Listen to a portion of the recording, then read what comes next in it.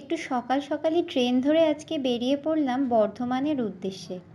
না, আজকে পড়তে যাচ্ছি না, আজকে যাচ্ছি স্যারের জন্মদিন সেলিব্রেট করতে। গিয়ে দেখেছিলাম আমাদের রুমটা খুবই খালি আছে, তো একদমই দেরি না করে চটপট আমরা সকলে মিলে যা ডেকোরেশন করবার করে নিয়েছি।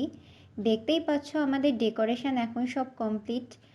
আর এই আমাদের তিন মূর্তি, সায়ন, পার্থিব এবং সুদীপ্ত, যারা ডেকোরেশনের কাজকর্ম করে এখন খুবই ক্লান্ত এবং তারা নিজেদের মধ্যে গল্প করতে ব্যস্ত। যাই হোক, ওদেরকে আর ডিস্টার্ব আমি করব না, ওদেরকে গল্প করতে দিয়ে একটু রুমটা তোমাদের। ফাইনালি অনেকক্ষণ বসে থাকার পরে স্যার আমাদের রুমে চলে এসেছে এবং স্যারের একটা জাস্ট গ্র্যান্ড এন্ট্রি আমরা রাখার চেষ্টা করেছিলাম।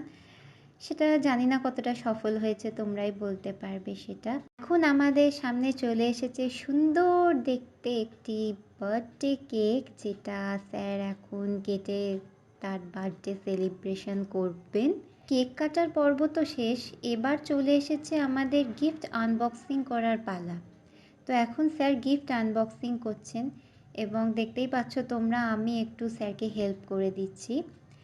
ফাইনালি স্যার গিফটটা নিজেই আনবক্সিং করলেন এবং গিফটের বক্স থেকে বেরিয়ে এগুলো একটি সুন্দর রূপোর মা সরস্বতী প্রতিমা, যেটা আমরা সকলে মিলেই স্যারকে গিফট করেছি স্যারের জন্মদিন উপলক্ষে।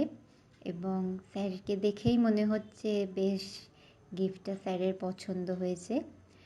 তো আমরা এরপর একটি কালচারাল প্রোগ্রাম শুরু করব, যার ভিডিওটি আমি চেষ্টা করব নেক্সট পার্টে দেওয়ার। এই পার্টে আমি দিচ্ছি না, কারণ অনেক বড় হয়ে যাবে ভিডিওটা তাহলে।